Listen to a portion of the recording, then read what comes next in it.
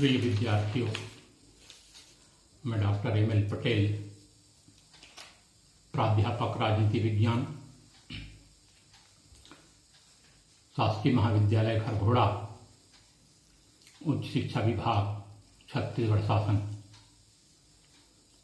आज आप लोगों को एम.ए. राजनीति विज्ञान के चतुर्थ सेमेस्टर के चतुर्थ प्रश्न पत्र के चौथे यूनिट की एक टॉपिक नगरीय स्थानीय स्वशासन के संगठन, रचना, कार्य एवं शक्ति, नगर निगम एवं नगर पालिका के संबंध में चर्चा करूंगा। जैसा कि आप सब लोग जानते हैं, शुरू से ही हमारी सरकार का ये उद्देश्य रहा है कि हम भारत के बड़े से बड़े शहर, छोटे शहर से लेकर गांव तक सभी नागरिकों का समुचित विकास कर सकें।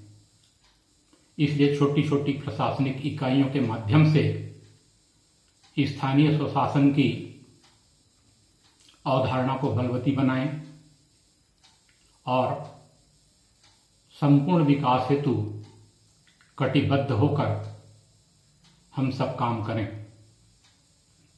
इसीलिए भारत में स्थानीय स्वशासन की अवधारणा का विकास हुआ। वास्तव में नगर निगम और नगर पालिका के संगठन, रचना, कार्य एवं शक्ति को जानने के लिए मैंने इस संपूर्ण जानकारी को 9 बिंदुओं के तहत विभक्त किया है और इन 9 पॉइंट्स के द्वारा मैं आपको यह समझाने का प्रयास करूंगा कि भारत में नगर निगम, नगर पालिका का संगठन, रचना, कार्य एवं शक्ति किस प्रकार से हुई है। मेरे ये 9 पॉइंट इस प्रकार हैं। पहला है नगर निगम एवं नगर पालिका का संवैधानिक आधार क्या है, अर्थात संविधान में इसे कहां पर और किस प्रकार जगह दी गई है। दूसरा, नगर निगम क्या है। तीसरा, नगर निगम के कौन कौन से राजनीतिक और गैर राजनीतिक पदाधिकारी होते हैं। चौथा, नगर निगम का चुनाव कौन कराता है। पांचवा, नगर निगम के सदस्यों की योग्यताएं क्या होती हैं। छठवां, नगर निगम का कार्यकाल कितना होता है। सातवां, नगर निगम के कार्य अथवा शक्ति कहां तक विस्तृत है। आठवां, नगर निगम के आय के मुख्य स्रोत क्या हैं। और अंत में नगर निगम में मेयर इन काउंसिल अर्थात MIC क्या होता है। इन बिंदुओं के तहत हम नगरीय स्थानीय स्वशासन यानी नगर निगम और नगर पालिका के बारे में जानकारी प्राप्त करने का प्रयास करेंगे। तो सबसे पहले हम देखते हैं नगर निगम अथवा नगर पालिका का संवैधानिक आधार क्या है। सर्वप्रथम हम देखें तो स्थानीय स्वशासन के बारे में मैगस्थनीज के द्वारा विवरण प्रस्तुत किया गया था। बाद में सन 1687-88 में अंग्रेजों के द्वारा मद्रास में नगर निगम की स्थापना की गई और स्थानीय स्वशासन की परंपरा का विकास हुआ। सन 1935 के अधिनियम में इसे राज्य सूची में स्थान दिया गया और सन 1992 के 74वें संशोधन के द्वारा इसे संवैधानिक दर्जा प्रदान की गई और जून 1993 में यह प्रभावी रूप से लागू हुआ। दूसरा बिंदु हमारा है कि नगर निगम क्या है। नगर निगम वास्तव में 1 लाख से अधिक की आबादी वाले शहरों के विकास हेतु सरकार द्वारा गठित एक प्रशासनिक इकाई है। इस इकाई में जितने भी राजनीतिक सदस्य होते हैं वे उस क्षेत्र के मतदाताओं के द्वारा प्रत्यक्ष वोट के माध्यम से चुने जाते हैं और यह प्रशासनिक इकाई उस शहर के विकास के लिए कटिबद्ध होती है। तीसरा बिंदु है मेरा, नगर निगम के कौन कौन से राजनीतिक अथवा गैर राजनीतिक पदाधिकारी होते हैं। तो नगर निगम में जो सबसे बड़ा गैर राजनीतिक अधिकारी या पदाधिकारी आप कह सकते हैं वह होता है नगर निगम का अध्यक्ष, जिसे कि हम महापौर या मेयर भी कहते हैं। नगर निगम में एक उपाध्यक्ष भी होता है। नगर निगम का एक सभापति भी होता है जो समस्त पार्षदों की बैठक लेता है और बैठक की अध्यक्षता करता है।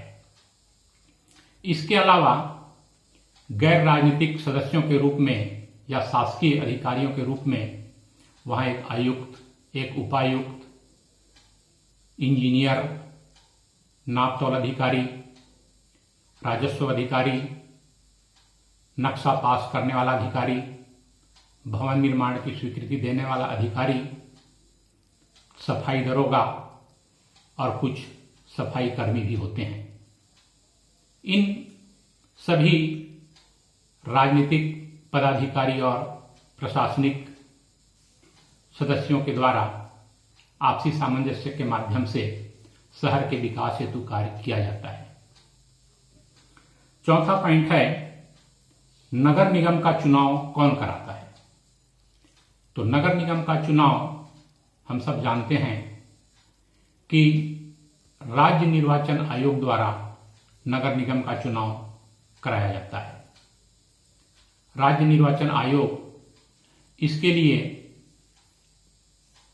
एक अधिसूचना जारी करती है और अधिसूचना के माध्यम से वह संपूर्ण चुनावी कार्यक्रम का विवरण उस क्षेत्र के जनता के सम्मुख रख देती है। इसमें निर्वाचन हेतु कब नामांकन पत्र खरीदे जाएंगे, कब भरकर जमा किए जाएंगे, उसकी स्क्रूटनी कब तक होगी, नाम कब तक वापस लिया जा सकेगा, अंतिम रूप से पात्र अभ्यर्थियों की सूची, कब चुनाव होगा, कब गिनती होगी, कब परिणामों की घोषणा की जाएगी और निर्वाचित पदाधिकारी कब शपथ ग्रहण करके अपने कार्य की शुरुआत करेंगे, इसके बारे में संपूर्ण जानकारी दी जाती है। अर्थात नगर निगम अथवा नगर पालिका के गठन राज्य निर्वाचन आयोग के द्वारा ही किया जाता है। मेरा एक अगला पॉइंट है कि नगर निगम के सदस्यों की योग्यताएं क्या होती हैं। दोस्तों, ऐसा कोई भी एक भारत का नागरिक, एक व्यक्ति जो कुछ निर्धारित अर्हताओं को पूर्ण करता हो, नगर निगम का चुनाव लड़ सकता है। उसके लिए जिन योग्यताओं को पूरा करना आवश्यक है वे इस प्रकार हैं। पहला, वह भारत का नागरिक होना चाहिए। दूसरा, उसका उम्र कम से कम 21 वर्ष होना चाहिए। तीसरा, वह पागल, दिवालिया या सजायाफ्ता नहीं होना चाहिए। वह उस वार्ड के मतदाता सूची का सदस्य होना चाहिए और साथ ही साथ वह नगर निगम अथवा नगर पालिका के अधिकारी अथवा कर्मचारी नहीं होना चाहिए। इन समस्त शर्तों को पूरा करने वाला कोई नागरिक नगर निगम अथवा नगर पालिका का चुनाव लड़ सकता है। इस पार्ट में मैं इतना ही बताता हूं। इस पार्ट का मैं दूसरा भाग भी जारी कर रहा हूं। शेष बातों के बारे में चर्चा हम दूसरे भाग में करेंगे।